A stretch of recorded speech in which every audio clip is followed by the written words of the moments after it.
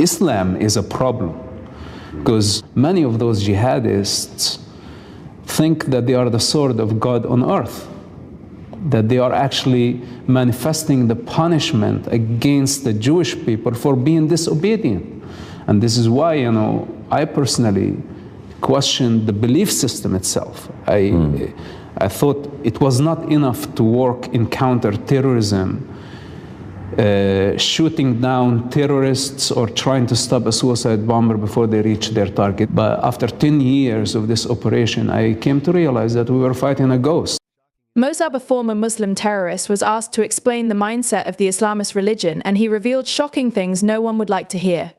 Below is the conversation. Can you explain the mindset just for anyone watching this from America or anywhere else in the West? What makes somebody want to strap on a suicide vest and walk into a public place and detonate? He's been conditioned in a climate of a propaganda that is anti-Israel, anti-West, anti-infidel, anti-anything that is non-Muslim. In the Quran, that Allah hates the Jewish people for being disobedient. Hence, many of those jihadists think that they are the sword of God on earth, that they are actually manifesting the punishment against the Jewish people for being disobedient. And this is why, I personally questioned the belief system itself. I thought it was not enough to work in counter-terrorism, shooting down terrorists or trying to stop a suicide bomber before they reach their target. But after 10 years of this operation, I came to realize that we were fighting a ghost because we did not deal with the belief system.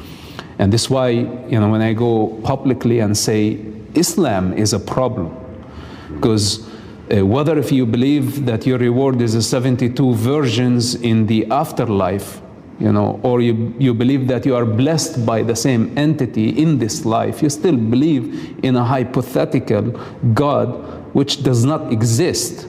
But this God is actually your drive in life.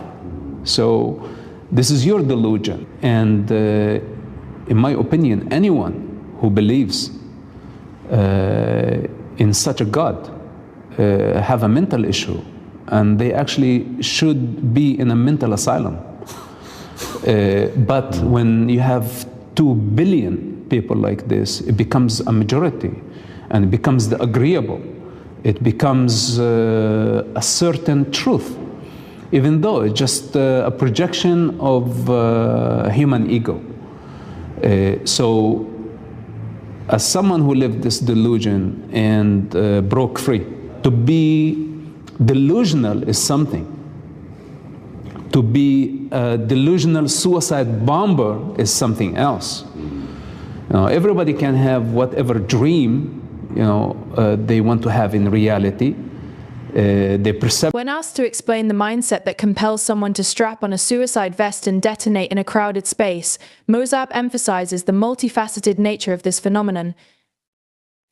Every individual is different, and there are so many dimensions, he states, pointing to personal, political, and ideological influences. However, he identifies ideology as the most powerful driving force. At the heart of this ideological framework is the belief that acts of violence can be justified by religion.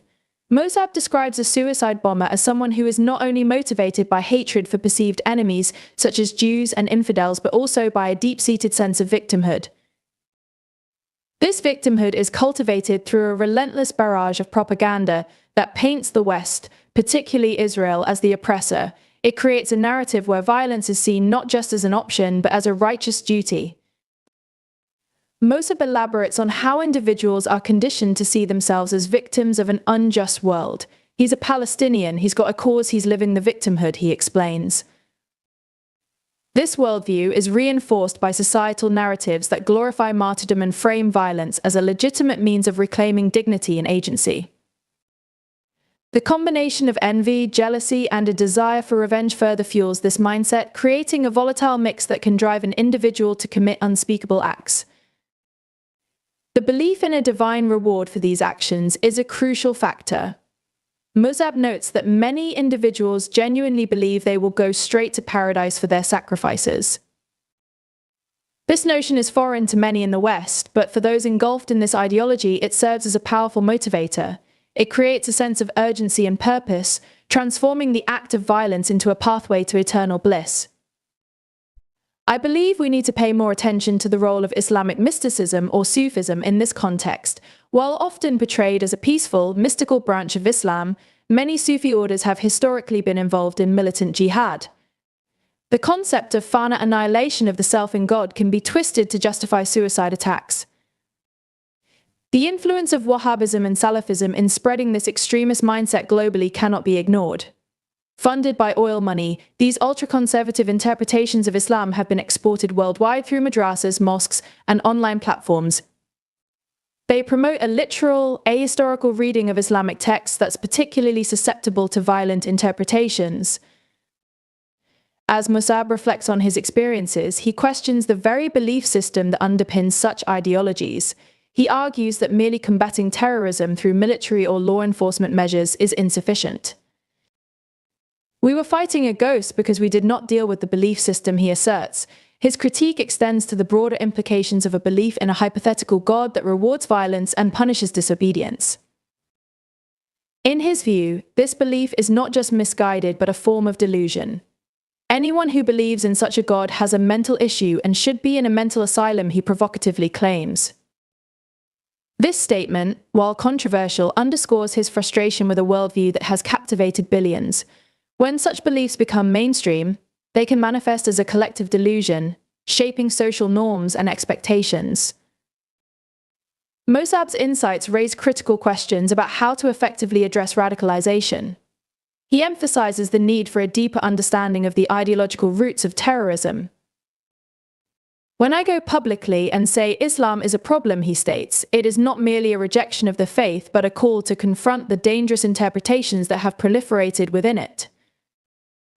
The implications of his perspective are profound.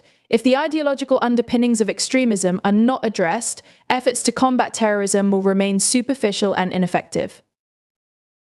Murtad advocates for a more nuanced approach, one that involves engaging with reformist voices within the Muslim community who reject violent interpretations of their faith. Murtad's revelations compel us to confront uncomfortable truths about the Islamist mindset. Understanding the complex interplay of ideology, victimhood, and belief is essential for developing effective strategies to counter radicalization. His call for critical engagement with the belief systems that drive individuals to violence is not just a challenge to the Muslim community, but to society as a whole. In a world increasingly polarized by fear and misunderstanding, Murtad's voice serves as a crucial reminder of the need for empathy, dialogue, and introspection. Only by addressing the root causes of extremism can we hope to foster a more peaceful and tolerant world. As we navigate these challenging conversations, it is imperative to remain open to the insights of those who have lived through these experiences, for it is only through understanding that we can begin to heal and move forward.